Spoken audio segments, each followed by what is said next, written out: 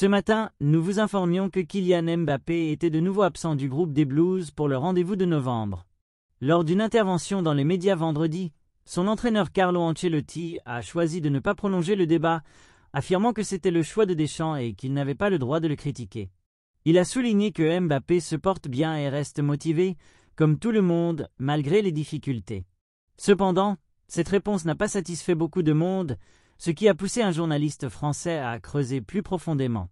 L'entraîneur italien s'est un peu plus ouvert, notant que Mbappé s'entraîne efficacement et traverse une période difficile, similaire à celle que tout le monde traverse. Il a encouragé qu'avec de l'intelligence, Mbappé pourrait surmonter cette période rapidement en se concentrant et en faisant preuve de résilience. Il est essentiel d'affronter les défis de front, car la lutte à laquelle il est confronté est universelle, il doit simplement profiter de ce moment. Je pense que c'est une opportunité de progresser à l'avenir et je suis convaincu qu'il saura surmonter les défis au Real Madrid.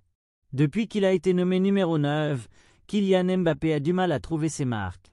Cependant, Guito avait proposé l'idée de replacer la star française à son poste préféré d'ailier gauche et de déplacer Vinicius Junior vers un rôle central après en avoir discuté avec Carlo Ancelotti, qui a noté que le Brésilien s'épanouit à ce poste.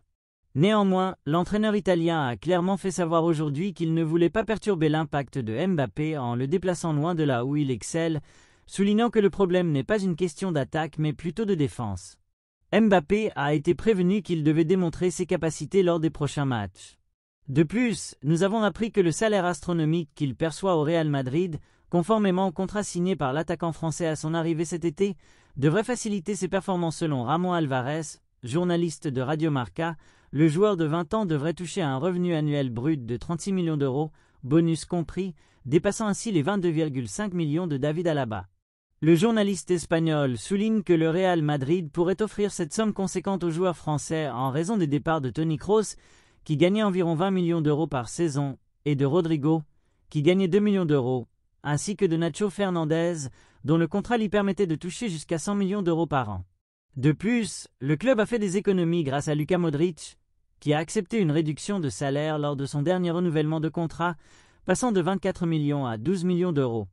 En revanche, malgré ses performances impressionnantes en fin de saison dernière et son talent indéniable, le jeune prodige Arda Güler a eu peu de temps de jeu cette saison, n'ayant joué que 35 minutes depuis début octobre.